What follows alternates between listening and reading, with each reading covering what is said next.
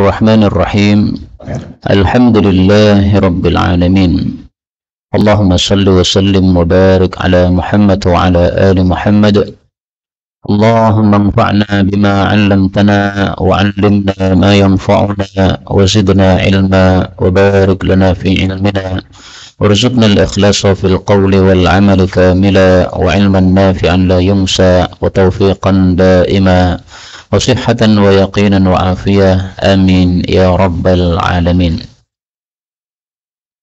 Alhamdulillah kaum muslimin rahimani wa rahimakumullah. Kita lanjutkan pengajian tafsir Al-Quran satu hari satu halaman, dan kita sudah sampai pada penghujung surah Al-Maidah halaman 126 ayat 109 sampai 113 insyaallah taala. A'udzu billahi as-sami'il 'alim minasy syaithanir rajim min hamzihi wa nafthihi wa nafthihi.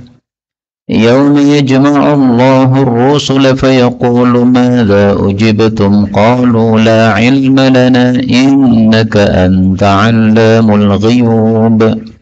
إذ قال الله يا عيسى ابن مريم اذكر نعمتي عليك وعلى والدتك إذ أيدتك بروح القدس تكلم الناس في المهد وكهلا وإذ علمتك الكتاب والحكمة والتوراة والإنجيل وإذ تخلق من الطين كهيئة الطائر بإذني فتنفخ فيها فتكون طائرا بإذني وتبرئ الأكمه والأبرص بإذني وإذ تخرج الموتى بإذني وإذ كففت بني إسرائيل عنك إذ جئتهم بالبينات فقال الذين كفروا منهم إن هذا إلا سحر مبين. وإذ أوحيت إلى الحواريين أن آمنوا بي وبرسولي قالوا آمنا واشهد بأننا مسلمون. إذ قال الحواريون يا عيسى ابن مريم هل تستطيع ربك أن ينزل علينا مائدة من السماء قال اتقوا الله إن كنتم مؤمنين. قالوا نريد أن نأكل منها وتطمئن قلوبنا ونعلم أن قد صدقتنا ونكون عليها من الشاهدين. Alhamdulillahi Rabbil Alamin. Allahumma arhamna bil Qur'ani amin. Pada ayat-ayat yang kita baca ini ada beberapa kata yang bisa dibaca dengan dua bacaan. Yang pertama pada ayat 109 al-ghuyub, seperti biasa ghain bisa dikasrah al-ghuyub. 110 al-qudus, seperti biasa dibaca sukun boleh al-qudus. Kemudian masih pada ayat ini ada kata-kata kahai'atit tayri. Ini satu qari yang bernama Abu Ja'far membaca paling berbeda, yaitu dia membaca kahai'atit tayri. Setelah itu yang berikutnya juga diganti ta'iron. Nah, ini hanya satu qari yang membaca dengan 3 kali perubahan ini, yaitu qiraah Abu Ja'far. Kemudian zal ketemu tak, boleh idgham. Wa ittukhriju. Zal ketemu jim, boleh idgham. Ijji'tahu. Ijji. Kemudian pada ayat 112. Nah, di sini ada satu qari yang berbeda dengan qari-qari lain, yaitu Imam Kisai. Dia membaca yastati menjadi tastati. Nah, kalau di sini diganti ta, maka rabbuka wajib diganti fathah, rabbaka. Maka tidak boleh hal tastati'u rabbuka, enggak boleh ya. Itu namanya khalat lughawi, satu pencampuran qiraah yang salah. Tapi kalau kita campur qiraah yang tidak khalat lughawi, enggak ada masalah, ya.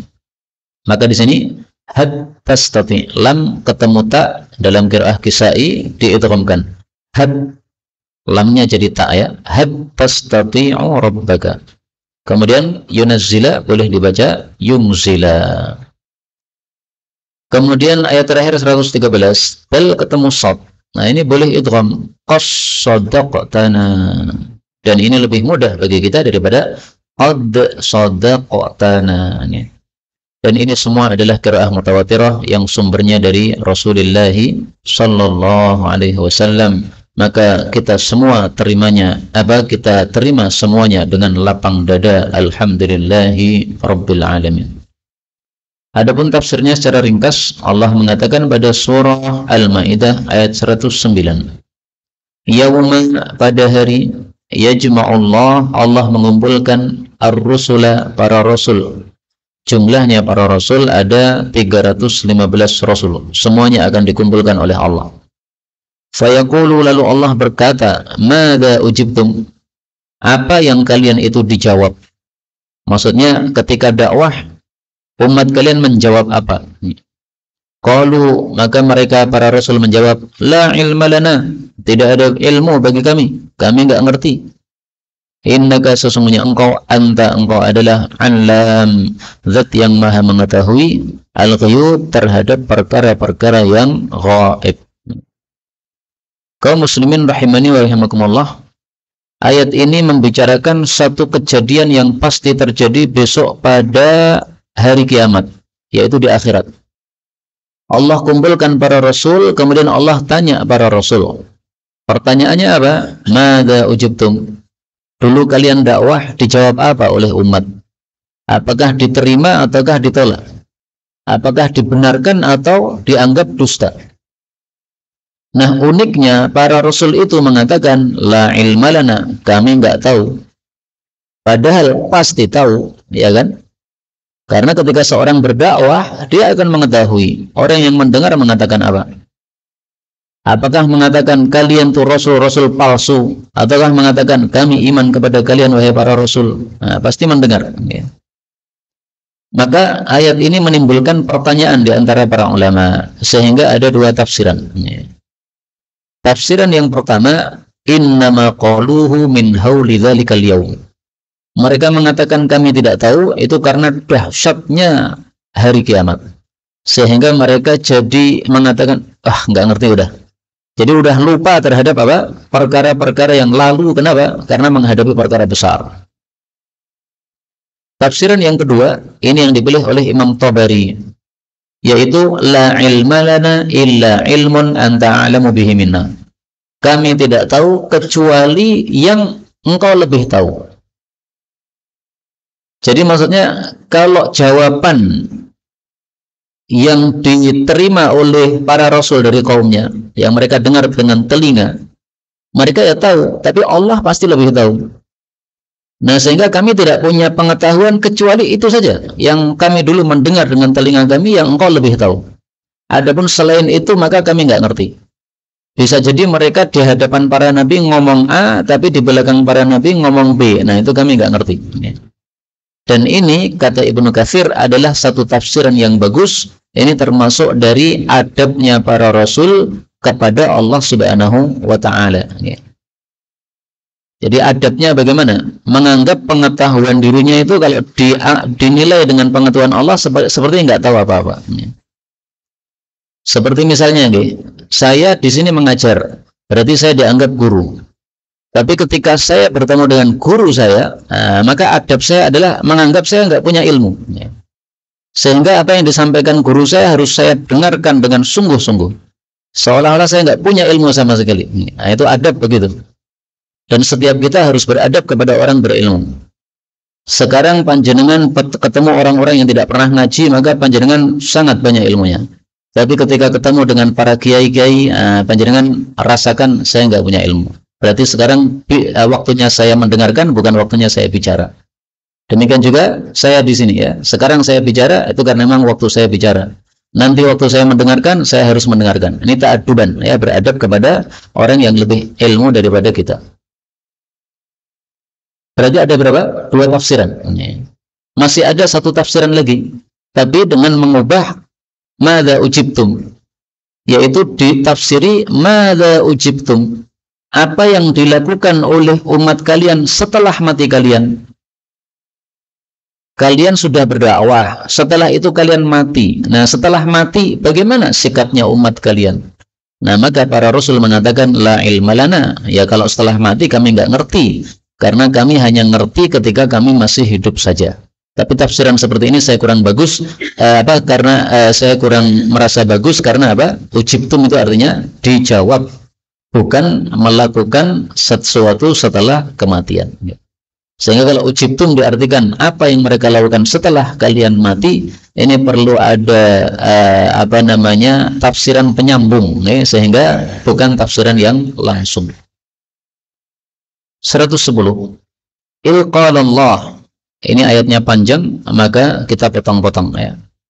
Ingatlah ketika Allah berkata, ya Isa, wahai Isa ibn Maryam, putranya Maryam.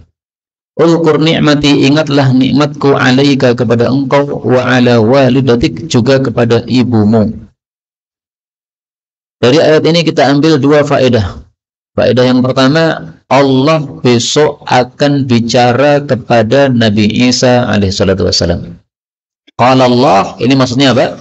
Besok di hari kiamat. Ada juga yang mengartikan ini Allah berkata setelah Nabi Isa dinaikkan ke langit. Nabi Isa dinaikkan ke langit, nah maka Allah bilang kepada Nabi Isa, wahai Isa, kamu sekarang naik di langit. Ingat nikmatku kepada kamu. Nikmatnya apa? Banyak disebutkan pada ayat ini. Faedah yang kedua, di sini Allah panggil Nabi Isa dengan namanya, ya Isa, wahai Isa. Dan semua nabi oleh Allah dipanggil dengan namanya. Selain siapa? Nabi Muhammad SAW. Nabi Muhammad dipanggil dengan dua panggilan. Ya ayyuhan nabi, wahai nabi. Ya ayyuhar rasul, wahai rasul. Nggak pernah ya Muhammad, wahai Muhammad, nggak pernah. Dan ini menunjukkan kekhususan Nabi Muhammad di atas seluruh para nabi yang lain. Allah mengatakan, ingatlah ketika ayatuka, saya menguatkan kamu wahai Nabi Isa biruhil Qudus, dengan Ruhul Qudus, yaitu malaikat Jibril alaihi salatu wassalam. Jadi Nabi Isa dakwahnya dibantu oleh malaikat Jibril. Tentu saja malaikat Jibril nggak nongol begitu, ya, tapi dia membantu sesuai perintah Allah Subhanahu wa taala dengan mengirimkan wahyu-wahyunya. Maka Ruhul Qudus ini maksudnya adalah malaikat Jibril. Kenapa malaikat Jibril disebut Ruhul Qudus? Karena dia membawa al-wahyu. Kenapa membawa wahyu disebut ruh? Karena wahyu itu sifatnya menyebabkan hati menjadi hidup. Sehingga wahyu adalah roh bagi hati. Manusia ada jasmani, ada rohani. Jasmaninya hidup kalau ada roh, nyawa. Hatinya hidup kalau ada roh, wahyu. Maka orang kafir itu hatinya mati semua karena nggak ada wahyu padanya. Tukallimun nasa, engkau bicara kepada para manusia fil mahdi, pada saat masih pada ayunan, yaitu pada saat masih kecil, wa kahlan, dan ketika sudah dewasa. Yang dimaksud kamu bicara kepada manusia maksudnya dakwah. Itu bukan bicara biasa. Karena kalau bicara biasa, maka kahlan, bicara ketika sudah dewasa, ini bukan satu mukjizat, bukan satu nikmat. Semua kita juga bicara ketika dewasa. Tapi ketika masih kecil sudah dakwah, ketika sudah gede juga dakwah, ini nikmat dari Allah Subhanahu wa taala. Jadi keistimewaan Nabi Isa adalah dakwah mulai kecil. Nah, dakwahnya Nabi Isa ketika masih kecil, apa yang disampaikan oleh Nabi Isa? Disebutkan pada surat Maryam. Maka tafsiran ayat ini paling bagus kita buka surat Maryam. Allah Subhanahu wa taala mengatakan di dalam surat Maryam, qala inni abdullah. Nabi Isa mengatakan, sesungguhnya aku adalah hamba Allah. Surat Maryam ayat 30. Ini dia mengatakan ketika masih kecil, masih bayi. Ataniyal kitab, Allah kasih saya kitab. Wa ja'alani nabiyya, Allah jadikan saya seorang nabi. Wa ja'alani mubarakan aynama kuntu wa awsani bis salati waz zakati ma dumtu hayya wa barran bi walidati wa lam yaj'alni jabbaran shaqiyya. Wassalamu alayya yawma wulidtu wa yawma amutu wa yawma ab'atsu hayya. Wa inna Allaha rabbi wa rabbukum fa'buduh. Allah adalah Tuhanku dan Tuhan kalian, maka sembahlah Allah. Hadza siratum mustaqim. Nah, sampai di sini dakwah Nabi Isa alaihissalatu wassalam. Itulah makna fil mahdi, ya, ketika masih kecil. Nah, dakwahnya pada surat Maryam tadi. Wa kahla, ketika sudah dewasa. Kahla itu usia berapa? Mari kita lihat usia manusia. Sobi itu yang belum balik. Kalau sudah balik disebut syabun, pemuda. Jadi kira-kira pemuda itu usia 15 sampai dengan 30. Setelah syabun baru kahlun. Setelah kahlun baru syaikhun. Syaikhun itu usia 50. Jadi kahlun itu antara 31 sampai dengan 50 atau 49 ya, atau 50 gitu ya, biar gampang ya. Nah, maka Nabi Isa alaihissalatu wassalam dakwah kepada manusia sampai kondisi kahlan, sampai usia kahl, yaitu usia di atas 30. Karena kalau masih 30 itu masih syabun. Nah, dalam riwayat-riwayat tafsir disebutkan Nabi Isa naik ke langit itu pada usia 33. Sama dengan usia penghuni surga. Usianya berapa? 33. Nah, maka Nabi Isa naik ke langit itu sudah kahla, sudah dewasa, sudah bapak-bapak. Tapi dia belum punya istri, belum menikah. Allah mengatakan, wa dan ingatlah ketika alamtuka, saya ajarkan kepada engkau al-kitaba, menulis, wal hikmata, dan hikmah, wal taurat, dan taurat, wal injil, dan injil. Nah, ini nikmat yang lain dari Allah kepada Nabi Isa. Diajari nulis. Maka Nabi Isa bisa baca, bisa tulis. Berbeda dengan Nabi Muhammad SAW, nggak bisa baca, nggak bisa tulis. Beliau ummi. Adapun hikmah itu maksudnya adalah al-faham, paham terhadap wahyu dari Allah. Jadi baca kitab Taurat paham, baca kitab Injil paham, cepat paham. Nah, hikmah. Taurat kitabnya Nabi Musa, Injil kitab yang beliau bawa. Taurat disebut Taurat karena dia menutupi. Taurat itu artinya menutupi. Menutupi apa? Kesesatan yang merajalela ditutupi oleh Taurat dengan sinar petunjuk. Akhirnya lenyap kesesatan tadi. Kalau Injil artinya adalah kesimpulan atau ringkasan. Maka Injil disebut Injil karena merupakan ringkasan dari kitab Taurat. Kitab Taurat sebelumnya diringkas. Isinya apa? Kitab Injil. Nah, di sini saya sampaikan kepada antum ilmu baru. Saya barusan mendengar ilmu ini dari salah satu guru saya dalam daurah hari ini. Bahwasanya Hasan Al-Basri berpendapat, kitab yang diturunkan dari langit ada 100 plus 4. Berarti berapa? 104. Dari kitab-kitab yang diturunkan oleh Allah ini, semuanya isinya diringkas pada 4 kitab. 4 kitab yaitu Quran, Taurat, Injil, Zabur. 4 kitab ini isinya diringkas di dalam Al-Quran. Seluruh ayat dalam Quran, berarti berapa itu? 144 surat. Itu diringkas dalam surat Fatihah. Berapa? 114. Apa? 100 surat ya. Iya, 114 surat. Saya ngomong tadi apa? Oh, 144 nih. 114. Jadi 114 surat diringkas dalam surat Al-Fatihah. Surat Al-Fatihah diringkas dalam Iyyaka na'budu wa iyyaka nasta'in. Hanya kepada Engkau ya Allah kami menyembah, hanya kepada Engkau ya Allah kami minta tolong. Nah, maka inti kita berislam adalah mari sembah Allah, mari minta tolong kepada Allah. Ini intinya ajaran Islam.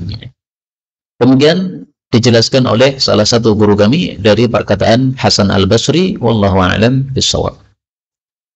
Kemudian wa ittakhluqu, dan ingatlah ketika engkau membuat minat tini dari tanah kahai'atit thairi, seperti bentuk burung, biilni, dengan izin saya, maksudnya dengan perintah saya. Fatangfukhu, lalu engkau meniup, fiha, di dalamnya, fatakunu, maka dia menjadi tayran, burung yang terbang, biilni, dengan izin saya. Ini mukjizatnya Nabi Isa, membuat bentuk burung dari tanah, kemudian ditiup. Nah, maka seolah-olah beliau sudah meniupkan ruh, sehingga burung yang ditiup oleh Nabi Isa ini tiba-tiba bisa terbang, di dalamnya ada roh. Maka rohnya muncul dari tiupan Nabi Isa alaihissalatu wassalam. Watubri'ul akmaha, dan engkau menyembuhkan orang yang buta, wal abrasa, dan orang yang belang, biilni, dengan izinku. Akmah artinya buta, a'ma artinya juga buta. Kenapa Allah tidak mengatakan watubri'ul a'ma? Karena a'ma itu buta yang tidak dari lahir. Awalnya bisa melihat, kemudian lama-lama buta, itu a'ma. Tapi kalau akmah, ini sejak lahirnya buta. Nah, menurut teori kedokteran, kalau anak itu lahir dalam kondisi buta, nggak mungkin bisa disembuhkan. Tapi kalau asalnya melihat, kemudian buta, mungkin masih bisa diselamatkan, kalau belum terlanjur. Nah, maka ini mukjizat untuk Nabi Isa. Ini lahir buta, disentuh dengan tangan gini, maka tiba-tiba melek, butanya langsung hilang. Makanya alhamdulillah Nabi Isa nggak ada sekarang. Kalau Nabi Isa sekarang ada, tidak di langit, rumah sakit tutup semua, itu nggak laku. Karena cukup datang kepada Nabi Isa, wahai Nabi Isa, saya sakit, sentuh, sehat. Sakit gigi disentuh, sehat. Nggak perlu dokter lagi. Kalau abros, belang, itu adalah sakit pada kulit yang menyebabkan warnanya jadi berubah dan rasanya gatal yang sangat menyakitkan. Kan kadang-kadang gatal itu gatal biasa. Ini gatal yang menyakitkan. Nah, itu abros. Maka mudah-mudahan kita semuanya dilindungi oleh Allah dari penyakit-penyakit yang mengerikan. Amin ya rabbal alamin. Wa tukhrijul mauta, dan ingatlah ketika engkau keluarkan orang mati biizni, dengan izinku. Bagaimana Nabi Isa mengeluarkan orang mati? Dengan cara dipanggil. Jadi Nabi Isa kalau ingin menghidupkan orang mati, dipanggil, hai fulan, bangun. Maka dia langsung bangkit dari kuburnya, Pak. Itu Nabi Isa alaihissalatu wassalam. Demikian dijelaskan ahli tafsir. Cukup panggil, bangun. Wa'il, dan ingatlah ketika kafaftu, aku cukupi atau aku tahan Bani Israel angka dari membunuh kamu. Yaitu Allah selamatkan Nabi Isa, dinaikkan ke langit. Nah, itulah yang dimaksud kafaftu. Saya tahan Bani Israel dari membunuh kamu. Ij'tahum, ketika engkau datang kepada mereka bil bayyinat, dengan bukti-bukti, yaitu mukjizat-mukjizat. Faqala alladziina kafaru minhum, maka berkatalah orang-orang kafir dari mereka, in hadza, tidaklah mukjizat-mukjizat ini illa sihrun mubin, kecuali sihir yang nyata. Jadi umatnya Nabi Isa sama dengan umat Nabi Muhammad SAW. Mereka tidak percaya bahwa mereka adalah nabi, kemudian minta mukjizat. Mukjizat didatangkan, mereka mengatakan sihir ini. Rasulullah pernah ditantang oleh orang-orang kafir Quraisy. Wahai Muhammad, kalau kamu betul nabi, ini bulan yang bunder kamu belah jadi dua. Kalau kamu bisa belah jadi dua, kami beriman. Maka Rasulullah bertanya, betul kalian akan beriman? Betul.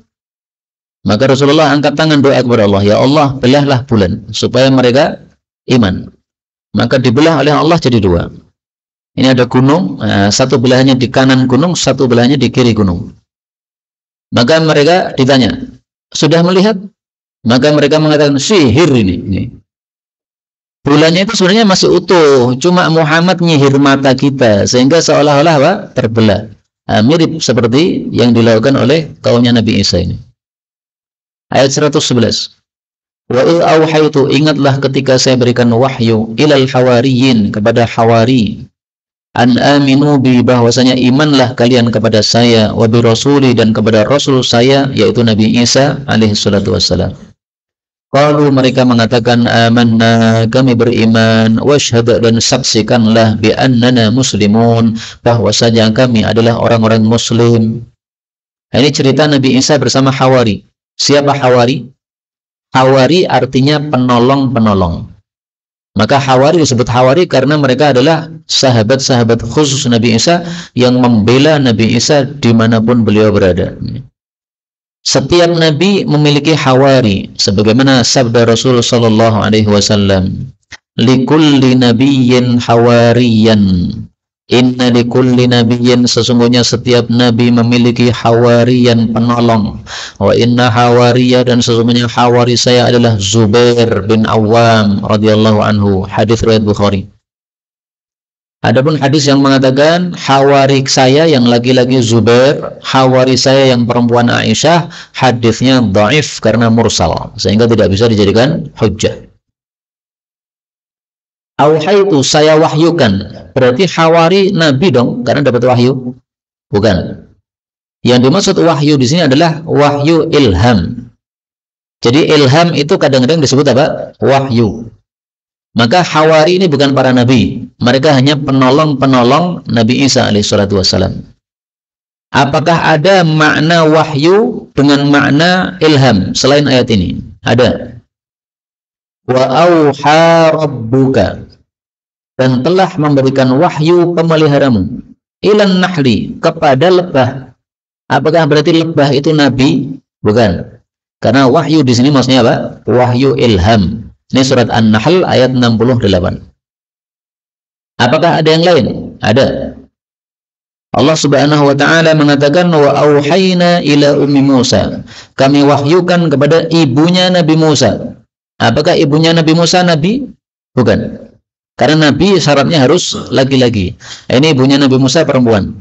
Maka berarti auhayna, kami wahyukan, kami ilhamkan. Kemudian ayat ini menunjukkan bahwa ishhad bi annana muslimun. Nama kita sejak dulu oleh Allah tidak diubah. Namanya apa? Muslimin. Umatnya Nabi Isa mengatakan muslimin, umatnya Nabi Musa mengatakan muslimin, umatnya Nabi Ibrahim mengatakan muslimin. Dan kita umat Nabi Muhammad juga disebut muslimin. Dalilnya dalam Al-Quran, huwa sammakumul muslimina min qablu wa bihadza. Dialah yang memberi nama kepada kalian muslimin sebelum turun ayat ini, sebelum turun Al-Quran, dan juga di dalam Al-Quran ini disebut muslimin. Nah, anehnya sekarang ini, kalau ada orang mengatakan saya muslim, maka sebagian orang menganggap ini adalah taqiyah. Saya Abu Zaidan ditanya misalnya, kamu itu apa? Ya. Maka saya jawab, saya muslim. Nah, maka mereka yang tidak senang dengan saya mengatakan, kamu taqiyah. Kamu itu sebenarnya Syiah. Sehingga supaya tidak kelihatan Syiahnya, maka kamu katakan, saya muslim. Maka saya jawab, kalau ada orang Syiah melakukan taqiyah dengan mengatakan saya muslim, itu urusan dia sama Allah. Kalau saya mengatakan saya muslim, itu karena ayat tadi. Jadi sama-sama, saya mengatakan muslim, dia mengatakan muslim. Dia tujuannya taqiyah karena dia seorang Syiah, saya tujuannya bukan taqiyah, tujuannya mengamalkan ayat. Dianggap taqiyah, silahkan, bukan urusan, nggak peduli. Ini saya ceritakan karena saya mengalami. Kalau saya nggak mengalami, saya nggak ceritakan. Sampai ada seseorang datang kepada saya, Ustaz, ada info antum itu orang Syiah. Saya katakan, enggak, saya nggak Syiah, saya Ahlus Sunnah. Maka dia mengatakan, tolong Ustaz, antum sumpah di hadapan saya bahwa antum itu tidak Syiah. Karena dia minta sumpah, saya katakan, baik, demi Allah, saya nggak Syiah. Udah, habis itu orangnya kayaknya udah puas, akhirnya pergi. Nah, saya nggak model orang-orang sumpah gitu, nggak model saya. Kecuali kalau diminta sumpah, ya udahlah, nggak ada masalah. Padahal menurut saya nggak perlu sumpah. Kenapa? Saya sudah tahu bahwa diri saya sendiri siapa, saya ngerti, nggak perlu sumpah. Tapi kalau ada orang minta sumpah, ya usah, saya tanazul, saya ikut apa? Mengikuti kehendak dia, nggak apa-apa. 112. Ingatlah ketika qala al-hawariyun, berkata para hawari, ya Isa bin Maryam, wahai Isa bin Maryam, hal yastati'u rabbuk, apakah Tuhanmu mampu ayyunzila alaina, untuk menurunkan kepada kami ma'idatan minas sama, hidangan dari langit. Ini kalau diartikan, kalau dibaca yastati. Nah, sekarang kita baca tastati, ya. Hal tastati'u, apakah kamu bisa, wahai Nabi Isa, rabbaka, bicara kepada Allah, minta kepada Allah. Jadi mereka adab sama Nabi Isa. Wahai Nabi Isa, bisa enggak doakan kepada Allah? Jadi enggak langsung wahai Nabi Isa, doakan sama Allah. Itu kan kurang adab kan?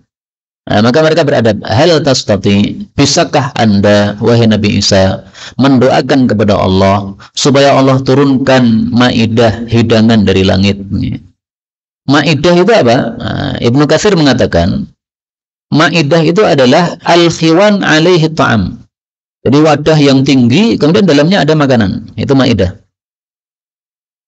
Jadi bukan makanan tok tanpa wadah yang sudah siap, enggak, tapi semua plus wadahnya turun dari langit. Wadah yang tinggi yang isinya makanannya berarti banyak, nah, turun semuanya dari langit.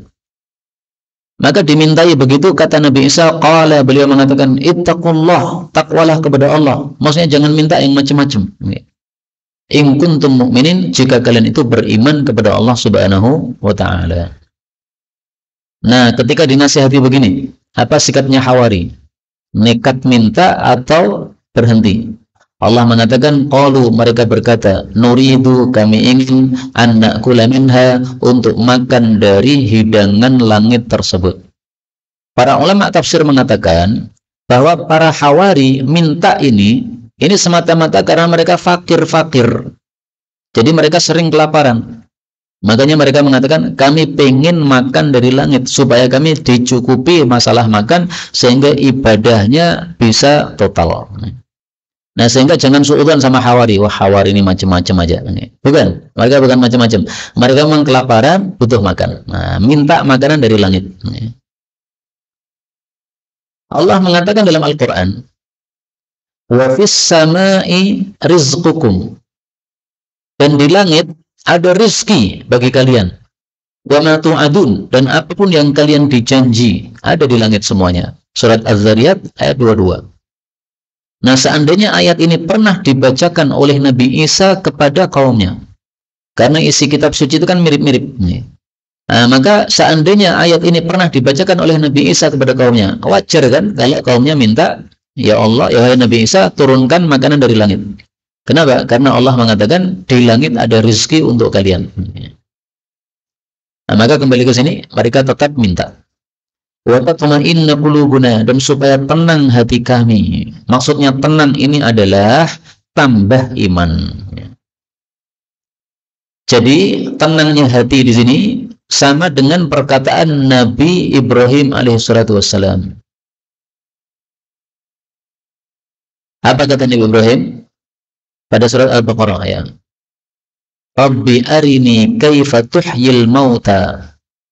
Wahai Rabbku, tunjukkan kepada saya bagaimana sih engkau menghidupkan orang mati. Maka Allah bertanya, hei Ibrahim, awalam tu'min, apakah kamu belum beriman? Qala bala, oh saya sudah beriman. Walakin, akan tapi, liyatma'inna qalbi, supaya hati saya tenang, maksudnya imannya tambah. Nah, sehingga penafsiran ayat ini surat An-Nisa, surat Al-Maidah 113 sama dengan Al-Baqarah ayat 260. Demikianlah cara menafsirkan Quran menurut para ulama-ulama kita, yaitu tafsirkan Quran dengan Quran yang lain, tafsirkan ayat dengan ayat yang lain, sehingga jelas maknanya. Wa na'lama, dan supaya kami mengetahui angqad sadaqtana, bahwasanya engkau telah jujur kepada kami. Artinya betul-betul kamu Nabi. Apakah berarti mereka belum tahu bahwa Nabi Isa itu Nabi? Sudah tahu. Maka kata-kata supaya kami tahu, maksudnya supaya kami tambah ngerti, ya. Supaya kami tambah yakin bahwasanya kamu Nabi. Sama dengan tadi ya, tatma'inna, supaya tenang, maksudnya tambah iman. Wa na'lama, supaya tambah pengetahuan. Wa naduna, dan supaya kami menjadi alaiha, terhadap makanan tadi, minasyahidin, termasuk orang-orang yang bersaksi, yaitu bersaksi bahwa Allah telah menurunkan hidangan dari langit, dan itu tanda kekuasaan Allah Subhanahu wa ta'ala. Nah, muncul pertanyaan, Pak, setelah mereka tetap minta, akhirnya Nabi Isa kan doa betul. Nah, pertanyaannya, apakah turun atau tidak? Dan ini jawabannya diperselisihkan oleh para ulama. Sebagian ulama mengatakan tidak diturunkan. Sebagian ulama mengatakan diturunkan. Maka untuk mengetahui mana jawaban yang benar, kita tunda insya Allah pada pertemuan yang akan datang. karena sudah masuk pada halaman 127. Wallahu a'lam bissawab. Nah, yang pengen tahu jawabannya besok jangan bolos ya. Allahu a'lam bissawab.